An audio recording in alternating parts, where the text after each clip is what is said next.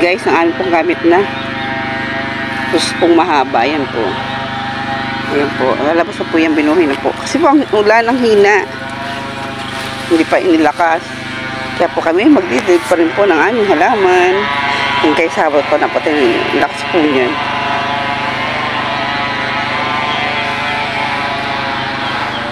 Wala pa po. Hintay ko po yung tubig niya. Haba po yan guys. Ang bigat nga po. Kaya po katulog ko ang aking anak. Dalawa po kami ditong alalay. Para po may taas po siya pag ililipat. Kasi po, dapat siya itinataas kasi mandadali po ang gulay. Madadaganan po. Kaya dating alalay. Wala pa po. Nice. Nice pa po. Yan guys, meron po ang lakas po tuloy nyo guys. May pa ililipat dito po. Nasa po yung, nasa yung dulo. Meron pa yung pinakaano sa dulo.